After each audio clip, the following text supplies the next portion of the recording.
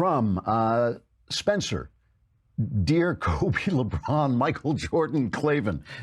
You notice that those guys and I are never seen at the same time. I was just listening to a conversation between my intellectual cousins and his mother about raising children.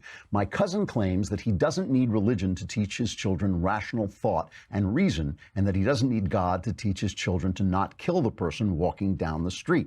His mother, on the other hand, is very religious, and I wanted to back her up with the argument that without God, right and wrong is simply an opinion. But after this claim, I would have run out of talking points, as I feel he would have responded with something resembling, well, isn't listening to God's word simply listening to an opinion too? I know this is wrong, but I can't seem to complete my thought on how I would respond. Thanks. Love the show. You know, this is kind of the Kantian paradox. This is Immanuel Kant, the philosopher, said that we can't need the revelation of the Bible, because how would we even recognize it as revelation if we didn't know right from wrong already? Okay. Now, obviously, Immanuel Kant was a great philosopher. I am just a barefoot teller of tales, but I think that is actually missing the point. The point is, God has already revealed to us and giving us the sense of right and wrong. He has already given us the conscience to recognize right and wrong, but it is shaped by and guaranteed by God's presence and by God's word. And God's word also helps us to know how to get to the right and wrong we want to get to.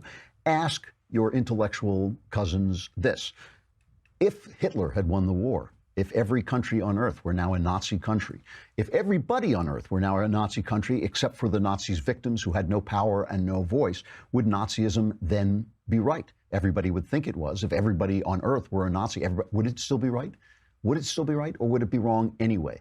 If nobody knew anymore that Nazism was wrong, would it still be wrong? I think you have to agree that it would be. And if you don't agree with that, then when your kid comes to you and he is surrounded by playmates who all say the same thing, drugs, great, love drugs. Drugs are great. It's only the old fogies. And remember, that's your kid's world. Your kid's whole world is going to be his friends and his peer group. And if they're telling him, oh, stealing, great, it's great. Where does what is his morality then anchored in? Because the world of his peers is going to be more important to him at that point than the world of his parents. What is his morality anchored in? It's not anchored in reason. Reason tells you that if you can get away with something, you should get away with it. This is the question I never understand. It's not why you should live. It's why you should not kill the other guy and take his stuff and rape his women if you can get away with it, if nobody's there to stop you.